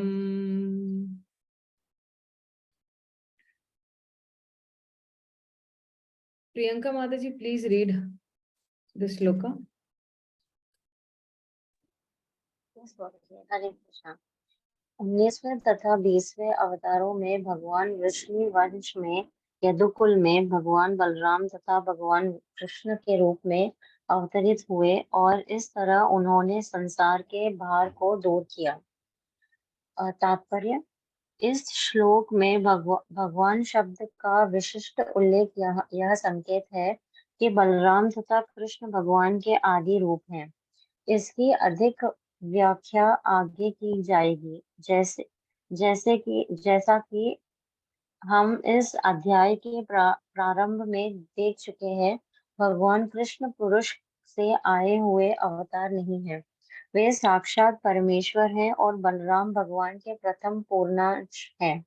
बलदेव से आगे पूर्णांशों की श्रृंखला का इस प्रकार विस्तार होता है: वासुदेव, संकर्षण, अनिरुद्ध तथा प्रद्युम्न। भगवान श्री कृष्ण वासुदेव है और बलदेव संकर्षण है। थैंक यू माता जी। हरे कृष्ण। धन्यवाद माता जी, धन्यवाद। तो अगला जो है वो बुद्ध है। ततः कलो संप्रवृत्ते सम्मोहाय सुरद्विषाम बुद्ध नाम्रा अंजन सूत किटक्टेषु भविष्यति। ये बहुत लंबा तात्पर्य है। I want somebody expert to read this. प्रिया तुलसियानी माता जी, मैं ना आपको अनम्यूट कर रही हूँ, please read this.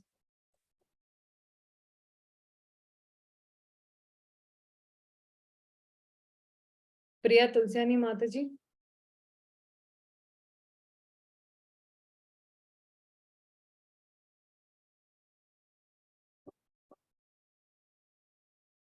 Okay, Shyam Suni माता ji, I am unmuting you. Okay, yeah read. Hare Krishna. तब भगवान कलयुग के प्रारंभ में गया प्रांत में अंजना के पुत्र बुद्ध के रूप में उन लोगों को मोहित करने के लिए प्रकट होंगे जो श्रद्धालु आस्तिकों से ईर्ष्या करते हैं। तात्पर्य: भगवान के शक्तिशाली अवतार बुद्ध गया बिहार प्रांत में अंजना के पुत्र रूप में प्रकट हुए और उन्होंने अहिंसा की अपनी खुद की विचारधारा का उपदेश किया और वेदों द्वारा अनुमत पशु यज्ञों तक की भर्त्सना की। जिस समय भगवान बुद्ध प्रकट हुए तब जन सामान्य नास्तिक था और पशु मांस को सर्वोपरि स्थान देने लगा था। वैदिक यज्ञों के बहाने प्रायः प्रत्येक स्थान कसाई घर में बदल गया था और बेरोक-टोक पशुवध किया जाता था। भगवान बुद्ध ने दीन पशुओं पर दया करके अहिंसा का उपदेश किया। उन्होंने कहा कि वे वैदिक नियमों में विश्वास नहीं करते। उन्होंने पशुवध के कारण होने वाले मनोवैज्ञानिक दुष्प्रभावों पर बल दिया। कलयुग के उन अल्पज्ञ व्यक्तियों ने जो ईश्वर में विश्वास नहीं करते थे, उनके सिद्धांत का पालन किया और वे कुछ काल तक नैतिक अनुशासन तथा अहिंसा की शिक्षा पाते रहे, जो ईश साक्षात्कार के पथ पर अग्रसर होने के लिए प्राथमिक कदम है। बुद्ध ने नास्तिकों को मोहित किया, क्योंकि उनके ऐसे नास्तिक शिष्य ईश्वर में विश्वास नहीं करते थे, लेकिन वे उन बुद्ध में संपूर्ण श्रद्धा रखते थे जो स्वयं भगवान के अवतार थे। इस प्रकार श्रद्धा विहीन व्यक्तियों को भगवान बुद्ध के रूप में ईश्वर में विश्वास कराया गया। यह भगवान बुद्ध की कृपा थी कि उन्होंने अश्रद्धालुओं को अपने प्रति श्रद्धालु बनाया। भगवान बुद्ध के अवतार के पूर्व पशुवध समाज में प्रमुख अंग बन चुका था। लोगों का यह दावा था कि ये वैदिक यज्ञ थे।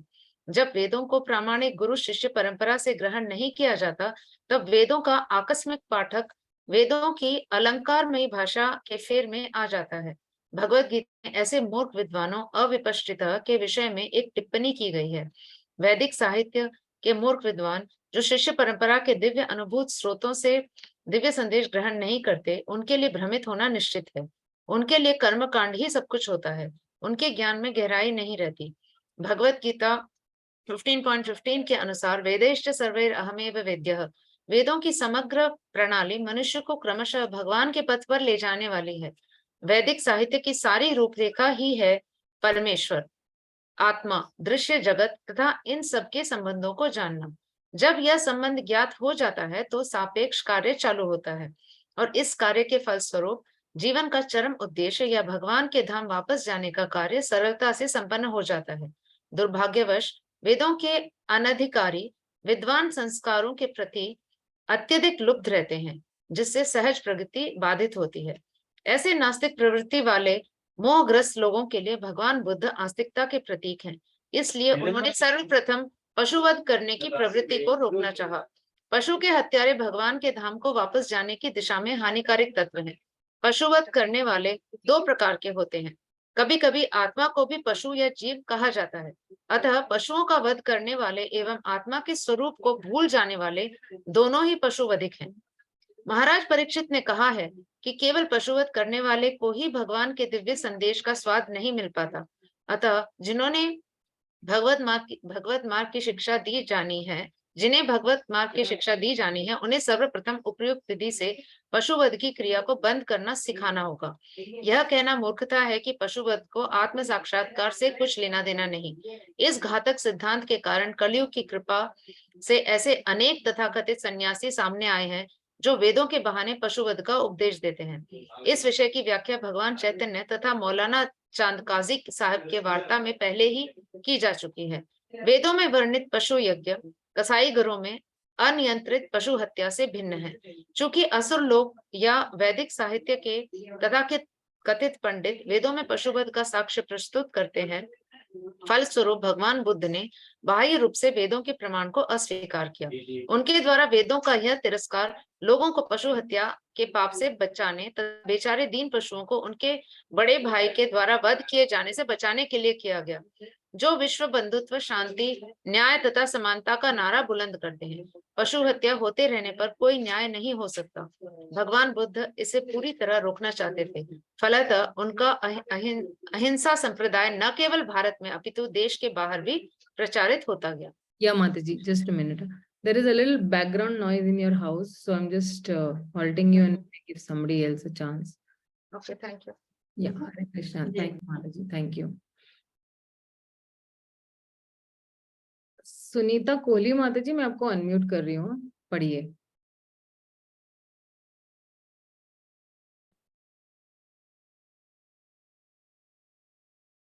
सुनीता, हरे कृष्णा माता जी। हाँ जी, पढ़िए। शास्त्रीय दृष्टि से भगवान बुद्ध का दर्शन नास्तिकवाद कहलाता है, क्योंकि वह परमेश्वर को नहीं मानता और वेदों का बहिष्कार करता है, किंतु भगवान द्वारा यह छलावा मात्र है। भगवान बुद्ध परमेश्वर के अवतार हैं, अतः वे वैदिक ज्ञान के मूल संस्थापक हैं। फलस्वरूप वे वैदिक दर्शन का निषेध नहीं कर सकते, किंतु उन्होंने ऊपरी रूप से इसका निषेध किया, क्योंकि सुरदृश या वे असुर जो सदैव भगवत भक्तों से ईर्ष्या करते हैं, वेदों का हवाला देकर गोवध या पशु हत्या का समर्थन करते हैं, और अब यह आधुनिक सन्यासियों द्वारा किया जा रहा है। भगवान बुद्ध ने वेदों के प्रमाण का ही सर्वथा निषेध किया है। यह केवल सैद्धांतिक है। यदि ऐसा न होता तो उन्हें भगवान का अवतार न स्वीकार किया गया होता, न ही वैष्णव आचार्य जयदेव कवि ने दिव्य गीतों में उनकी पूजा की होती। भगवान बुद्ध ने वेदों के प्रमाण की स्थापना के लिए तथा शंकराचार्य ने भी उस काल के लिए अनुकूल विधि से वेदों के मूलभूत नियमों का उपदेश किया। इस प्रकार भगवान बुद्ध तथा आचार्य शंकर दोनों ने ही आस्तिकता का मार्ग प्रशस्त किया और वैष्णव आचार्यों ने विशेष रूप से भगवान श्री चैतन्य महाप्रभु ने लोगों को भगवत धाम वापस जाने का मार्गदर्शन कराया। हमें प्रसन्नता है कि लोग भगवान बुद्ध के अहिंसा आंदोलन में रुचि ले रहे हैं, लेकिन क्या वे इसे गंभीरता पूर्वक लेंगे और पशुओं के कसाई घरों को एकदम बंद करा देंगे? यदि ऐसा नहीं होता तो अहिंसा संप्रदाय का कोई अर्थ नहीं है।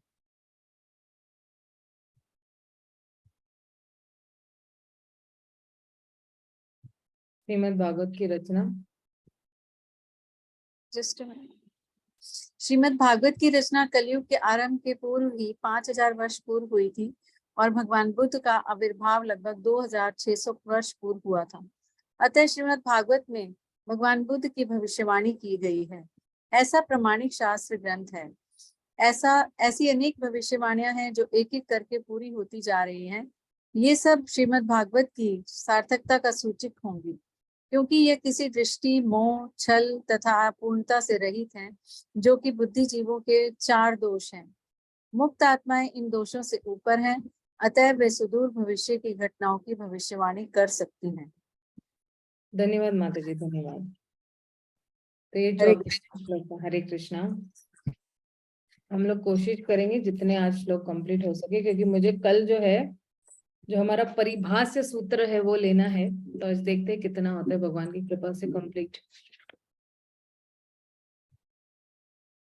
अथ असो युग संध्यानां दस्यो प्रायेषु राजसु जनिता विष्णु यशसः नामान्ना कलकी जगत्पति।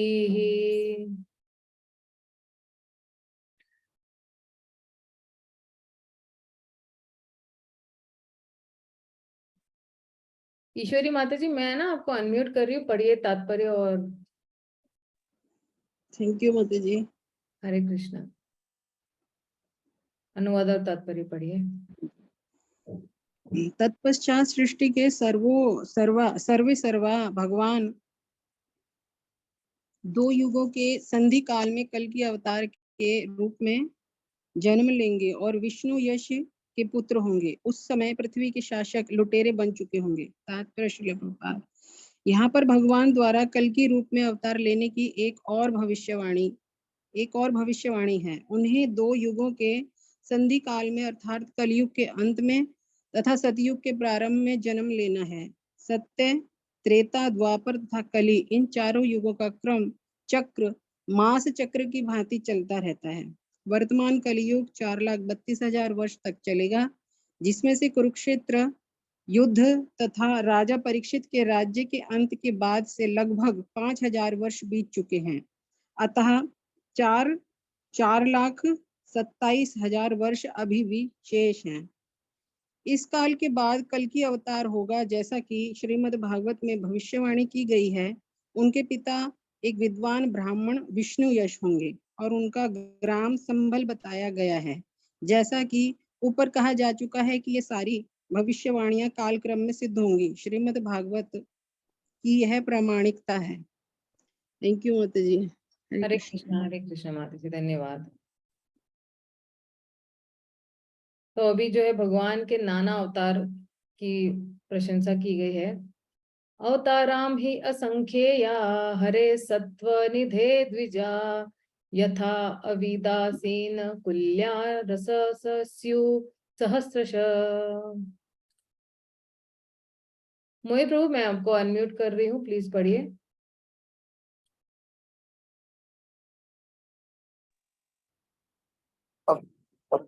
नीचे करिए, अनुवाद में थोड़ी आवाज हे है। हरे कृष्ण माता जी। कट रही है आवाज आपकी, किसी और जगह पे आपको जाके बैठना पड़ेगा। अब आ रही है आवाज माता जी? परफेक्ट, हाँ। हे ब्राह्मणों, भगवान के अवतार उसी तरह असंख्य है जिस प्रकार अक्षय जल के स्रोत से निकलने वाले असंख्य झरने। तात्पर्य, भगवान के अवतारों की यहाँ पर दी गई सूची पूर्ण नहीं है। ये केवल समस्त अवतारों की आंशिक झलक है। अन्य अनेक अवतार है, यथा श्री हयग्रीव, हरि, हंस, ऋषि गर्भ विभु सत्यसेन वैकुंठ सर्वभौम विश्व के सेन धर्म सेतु सुदामा योगेश्वर भानु तथा प्राचीन युग के अन्य अनेक अवतार। श्री प्रहलाद महाराज ने अपनी स्तुति में कहा है कि हे प्रभु, आप अपने भक्तों को पालन तथा आप भक्तों के संहार के लिए उतने ही अवतार धारण करते हैं जितने की जलचर वनस्पतियां सरीसर्प पक्षी जंतु मनुष्य देवता आदि योनियां हैं। इस प्रकार आप विभिन्न युगों की आवश्यकता अनुसार स्वयं अवतरित होते हैं। कलयुग में आप भक्त के वेश में अवतरित हुए हैं। कलयुग में भगवान का ये अवतार भगवान चैतन्य महाप्रभु के रूप में है। भागवत तथा अन्य शास्त्रों में ऐसे कई स्थल है जहाँ श्री चैतन्य महाप्रभु के रूप में भगवान के अवतार का स्पष्ट उल्लेख हुआ है। ब्रह्म संहिता में भी परोक्ष रूप में कहा गया है कि यद्यपि भगवान के अनेक अवतार हुए हैं यथा राम, नरसिंह, वाराह, मत्स्य, कुर्मा आदि, लेकिन कभी कभी भगवान खुद अवतरित होते हैं।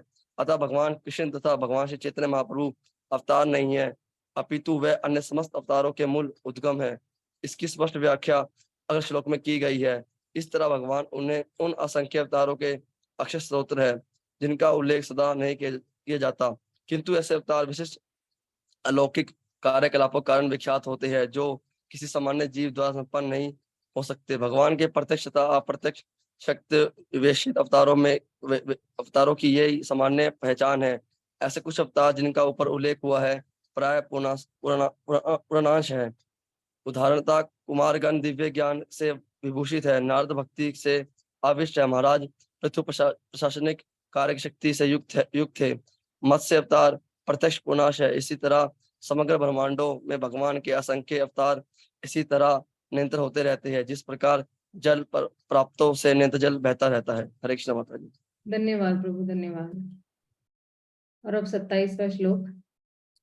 ऋषियो मनव देवा मनु पुत्रा महा ओजसः कला सर्वे हरिरेव संप्रजातपत्य स्मृताः।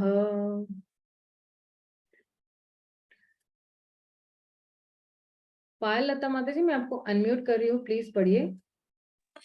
जी, हरे कृष्णा माता जी।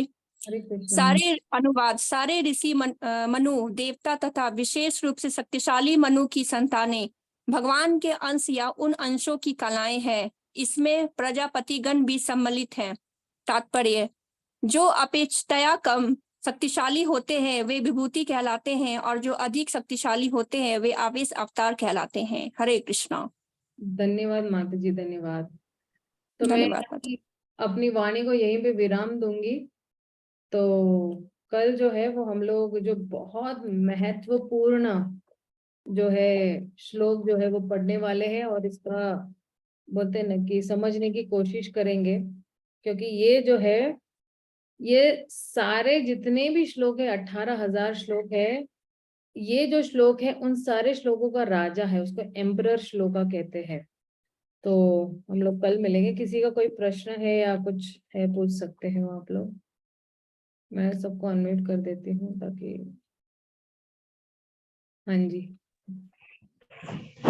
हरे कृष्णा माता जी। हाँ जी प्रीति माता जी, पूछिए।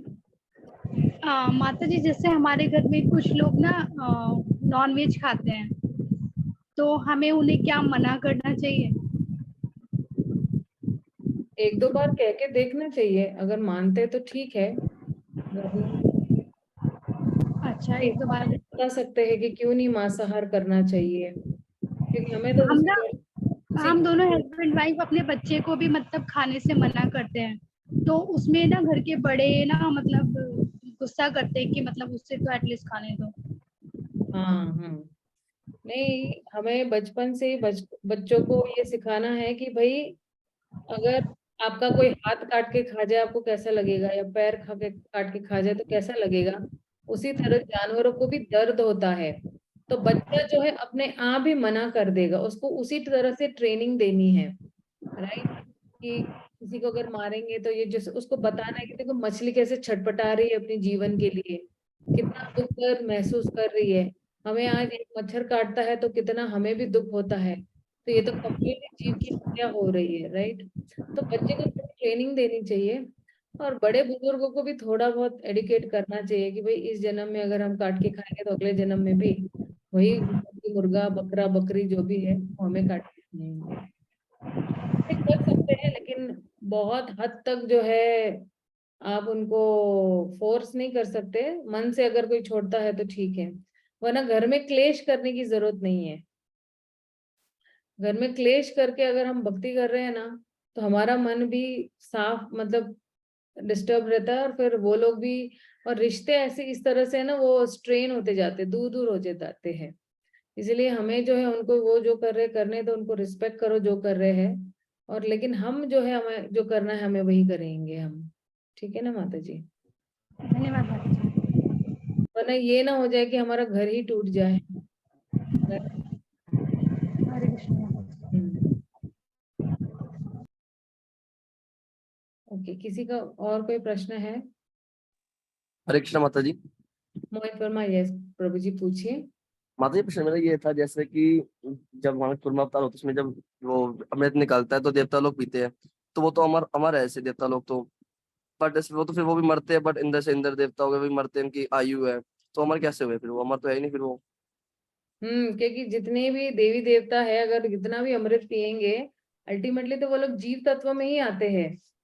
आप अगर अमर मतलब क्या, उनको थोड़ी आयु बढ़ जाती है उनकी, बट अल्टीमेटली तो हर एक जितने भी देवी देवता है उनको भी अपनी पोस्ट पोजीशन छोड़नी ही पड़ती है। जब प्रलय होता है तो कौन अमर रहता है बताइए? हर कोई जो है वो भगवान विष्णु के शरीर में प्रवेश कर देता है, और फिर कुछ समय के लिए वो लोग सुप्त अवस्था में होते हैं, और फिर जैसे सृष्टि का निर्माण होते हैं ये सारे वापस उत्पन्न होते हैं। तो अमर कोई नहीं होता है, वो ठीक है अमृत नाम के लिए है, ठीक है अमर हो जाएगा वो ये, लेकिन जैसे ही सृष्टि का संहार होता है भल भले लोग भी उसके अंदर समा जाते हैं। ठीक है ना प्रभु? ओके माता जी, हरे कृष्ण। हरे कृष्णा। हरे कृष्ण माता जी। प्रभु, हाँ हाँ जी माता जी, सुनी तक बोली माता जी। हरे कृष्ण माता जी। माता जी मेरा ये क्वेश्चन है कि जैसे अभी आपने बताया कि नॉन वेज जो खाते हैं उनके लिए उनको ये बताना चाहिए कि हाथ काटते हैं अगर हम उनका, तो आपका कोई हाथ काटे तो इस कर्म के बदले में हमें कौन से कर्मों का भुगतान करना पड़ता है?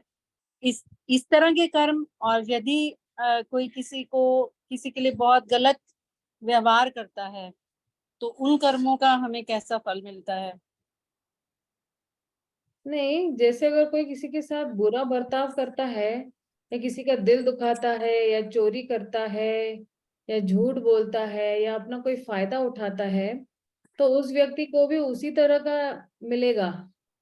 फॉर एग्जाम्पल, अभी देखिए किसी के घर में जो है कि स्वयं का पुत्र ही जो है वो बहुत सताता है अपनी माता को, तो क्यों मे बी पिछले जन्म में इन दोनों का कुछ कनेक्शन रहा होगा, तो अब जो है नियरेस्ट रिलेटिव्स ही आते हैं हमारे पास वो बदला लेने के लिए। जो आपके सगे संबंधी के रूप में ही ये सारे जितने भी पिछले बुरे कर्म किए हैं वो जो है उसको बोलते ना वसूल करने के लिए आते हैं। तो इसलिए जो है अगर हमारे सगे संबंधी में से अगर कोई हमें सता रहा है या दुख पहुंचा रहा है, तो हमें समझना चाहिए कि मैंने पिछले जन्म में पक्का इस व्यक्ति को दुख पहुंचाया होगा, तो फिर ये मेरा निकट का संबंधी बन के आया है उसको रीपे करने के लिए। ठीक है ना? हरे कृष्ण माता जी। प्रिया तुलसी माता जी बोलिए। अब कहाँ गायब हो गए थे? मैम मैं सेजल हूँ। अच्छा सेजल, ओके ठीक है बोलिए। माता जी माता जी मेरा क्वेश्चन पूरा नहीं हुआ अभी, थोड़ा सा मुझे ये एक डाउट और है कि हमें कैसे पता चलेगा कि कोई हमारे पिछले जन्म के कर्म चुका रहा है या अगले जन्म के लिए बना रहा है? आपको दुख मिल रहा है मतलब चुका रहा है। आपको हम दुख दे रहा है तो ये समझना है कि भाई हम चुका रहे हैं वो दुख को। अगर सब कुछ अच्छा है तो मतलब आपने कुछ भी नहीं किया है पिछले जन्म में। दुख आते ही है पिछले कर्मों की वजह से। आपने कुछ बुरा किया है तो दुख आएंगे, कुछ अच्छा किया है तो सुख आएंगे। लेकिन अल्टीमेटली तो देखा जाए हर व्यक्ति इस संसार में दुखी है, क्योंकि ये जगत का नाम है दुखालयम अशाश्वतम है। ठीक है ना? ठीक है। हरे कृष्ण माता जी। माता जी आगे के एक श्लोक में हमने पढ़ा स्त्रियों को निम्न कक्षा में क्यों रखा गया है? मुझे लग रहा था कि कोई पूछेगा ये क्वेश्चन। मैं सोची अभी तक पूछा क्यों नहीं है किसी ने ये क्वेश्चन। ये बहुत एक्सपेक्टेड क्वेश्चन था। सी, स्त्रियों को निम्न वर्ग में इसलिए है कि या कोई भी व्यक्ति को निम्न वर्ग में जो नहीं जानता है कि भगवान और मेरा कनेक्शन क्या है। जो स्त्री कृष्ण भावनामृत को अपनाती है, प्रभुपाद ने कहा है कि वो सबसे जो है बुद्धिमान स्त्री है। लेकिन जो स्त्री जो सिर्फ इंद्र तृप्ति में लगी हुई है, या जो स्त्री सिर्फ सिर्फ आहार निद्रा भय और मैथुन करने में लगी है, तो उनको निम्न स्तर में कहा गया है। और प्रभुपाद ने ये भी कहा है, लाइक बहुत जगह पे प्रभुपाद कहते हैं women are less intelligent, but बहुत बार प्रभुपाद ने ये भी कहा है कि most intelligent women are those who have taken up to Krishna consciousness. जिन्होंने कृष्ण भावनामृत को अपनाया है वो सबसे बुद्धिमान स्त्रियां हैं। अब स्त्रियों के हाथ में है ये कि आपको सिर्फ भय भय और आहार निद्रा भय और मैथुन में रहना है, या आपको अपनी जो भगवान ने बुद्धि दी गई है उसको इस्तेमाल करके भगवत धाम जाना है। तो ये जो दो भेद है, क्योंकि स्त्रियां जो होती है ना बाय नेचर बहुत गलेबल होती है। गलेबल मतलब क्या, कि बहुत जल्दी पिघल जाती है। कोई उनको बहुत अच्छी तरह से बहला सकता है, फुसला सकता है और उनको बेवकूफ बना के उनको बोले। अब यू सी नो, अभी अपने सोसाइटी में ये लव जिहाद जो चल रहा है, या ये जितने भी सीरियल किलर्स है, या जो भी है ये जो चल रहा है, ये क्यों चल रहा है? All these girls, they definitely do have a brain given to them by the Lord, है ना? भगवान ने उनको बहुत अच्छी दी गई है, राइट? अगर ये बुद्धि अच्छी तरह से इस्तेमाल, और इसके पहले भी देख रहे हैं कितने सारे एक्सपीरियंसेस हो चुके हैं इतने सारे लोगों के साथ, तो फिर भी बोलेंगे नहीं मेरा वाला ऐसा नहीं है, राइट? दे विल से नहीं मेरा वाला ऐसा नहीं है। आपके सामने इतने सारे केसेस है कि ये फलाना वो फलाना, ये चली गया वो चला गया, और आपको लगता है कि भाई नहीं मेरा नंबर नहीं आएगा, नहीं मेरा वाला तो ऐसा नहीं है। बट अल्टीमेटली क्या हुआ, लोगों मीन्स मारे गए ना ये लड़कियां। एक मतलब आप दिल्ली में देखो, एक का हाथ किधर, पैर किधर, सर किधर, किसी को तो फ्रिज में डाल दिया है, and all these things. So girls are given intelligence. ऐसा नहीं है, भगवान ने समभाव में, इक्वालिटी में बुद्धि दी गई है। लेकिन स्त्री या पुरुष में, बिकॉज जो स्त्रियां हैं वो इमोशनली थिंक करते हैं, और पुरुष जो होते हैं वो रैशनल थिंकिंग में, प्रैक्टिकल थिंकिंग में बहुत बिलीव करते हैं। स्त्रियां जो होती है वो इमोशनल थिंकिंग में ज्यादा होती है। बट मेनी टाइम्स जब स्त्रियां अच्छी तरह से शास्त्र पढ़ती है, तब इनके पास भी रैशनल थिंकिंग और इमोशनल थिंकिंग दोनों आ जाती है, जो पुरुष में कभी कभी नहीं होती है, इमोशनल थिंकिंग नहीं होती है। इसलिए जो है, जो कृष्ण भावनामृत को अपनाती है वो सबसे इंटेलिजेंट स्त्रियां कहा जाता है। ये प्रभुपाद का स्टेटमेंट है। अब किसी तात्पर्य में उन्होंने कहा गया है, क्वीन कुंती के इसमें कहा है उन्होंने 8वें अध्याय में कहा है कि जो स्त्रियां कृष्ण भावनामृत को अपनाती है वो सबसे बुद्धिमान स्त्रियां है। तो हमें अपने आप को लो नहीं मानना है। हाँ, लेकिन ये एक और बात है कि जो स्त्री कहेगी कि मैं कम बुद्धिमान हूँ, वास्तव में वो बहुत ज्यादा बुद्धिमान है, और वो स्त्री विनम्र भी है। ये भी एक स्टेटमेंट है। ठीक है, हम सीखने के तात्पर्य से आगे बढ़ते जाना है, मतलब नॉट मेल और फीमेल, बस वी आर जस्ट एन आत्मा और हमें हम लोग सीखना सब है। आत्माएं हैं, अल्टीमेटली हम लोग आत्माएं हैं। ये तो सिर्फ क्योंकि हम लोग प्रकृति के अंदर पहुंच गए हैं, तो इसलिए हमें स्त्री और पुरुष का भेद डाला गया है अपने कर्मों के हिसाब से। पर प्रकृति तो सबसे सहनशील है, मतलब वो भी तो फीमेल जेंडर है, हम माता ही कहते हैं प्रकृति को भी, तो उनको तो एक कदम आगे बताया गया है। तो फिर भगवत में या इसमें गीता में, मतलब गीता में भी हमें राधा कृष्ण बोलते हैं, सिया राम कहते हैं, पार्वती पते हर महादेव। फिर मनुष्य में मतलब ये क्यों, ऐसा क्यों लिखा गया है, मैं अभी तक I am not able to digest it, कि हम इतना करने के बावजूद भी हम वो स्थान क्यों नहीं प्राप्त कर सकते जो पुरुष प्रधान समाज कर सकता है। नहीं सी, अभी हर क्षेत्र में स्त्रियां आगे है, ऐसा नहीं है कि स्त्रियां आगे नहीं है। हर एक क्षेत्र में आप देखो ना, उस टाइम पे we had a lady prime minister, right? And अभी भी हर जगह पे आप क्षेत्र में देखो, women are the best managers, घर को भी संभाल सकती है और बाहर भी संभाल सकती है, जॉब भी कर सकती है, बच्चों को भी संभाल सकती है। We are all multitaskers, right? तो we should not think any less of ourselves, but yes we should always understand कि हम पुरुषों से सबऑर्डिनेट है, हम पुरुषों की बराबरी कभी नहीं कर सकते हैं।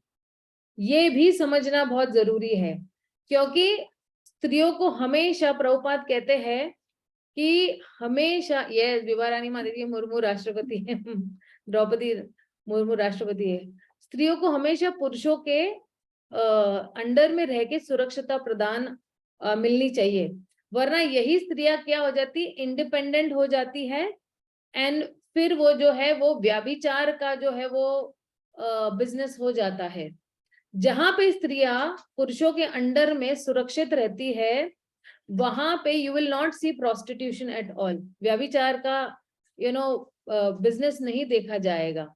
लेकिन जहां पे स्त्रियां जो है पुरुषों के अंडर में प्रोटेक्टेड नहीं है या सुरक्षितता प्रदान नहीं की गई है, वहीं पे व्याभिचारिता होगी। इसलिए बहुत जरूरी है कि हम अपने बच्चों को, इवन मैं बॉयज को भी बोलती हूँ, गर्ल्स को भी बोलती हूँ, कि बॉयज को भी विमेन को रिस्पेक्ट करने सिखाना चाहिए, एंड गर्ल्स को भी यही सिखाना चाहिए कि हमें हमेशा अपने पति के अंडर में रहना चाहिए, पापा के अंडर में रहना चाहिए, अपने बच्चों के अंडर में रहना चाहिए। 4 अवस्थाओं में स्त्री हमेशा पुरुषों के नीचे ही रहती है। जब वो अविवाहित रहती है तो पिता के संरक्षता में रहती है, विवाह के बाद पति के, जब वो बूढ़ी हो जाती है तब पुत्र के, राइट? तो इस तरह से अगर हम जो है समझ दे कि हमें हमेशा, वरना क्या होगा कि अगर कोई स्त्री सोचती कि मुझे शादी नहीं करनी है तो उसके पास 10 पति आएंगे उसको शोषण करने के लिए। बट अगर आप किसी सुरक्षिता में हो तो आपका कोई शोषण करने नहीं आएगा, क्योंकि उसको पता है कि इसका प्रोटेक्टर जो है उसका पति है, इसका प्रोटेक्टर इसका पिता है, इसका प्रोटेक्टर इसका पुत्र है। इसलिए लोग डरेंगे, डेफिनेटली डरेंगे, और उस स्त्री का शोषण नहीं करेंगे, ठीक है ना? Women's liberation was not started by women, women's liberation was started by men to fulfil their sexual desires. Women ने नहीं स्टार्ट किया था विमेन्स लिबरेशन, मेन ने स्टार्ट किया था। तो women now have to understand कि how should I stay under the protection of my father, husband and son। ठीक है ना माता जी?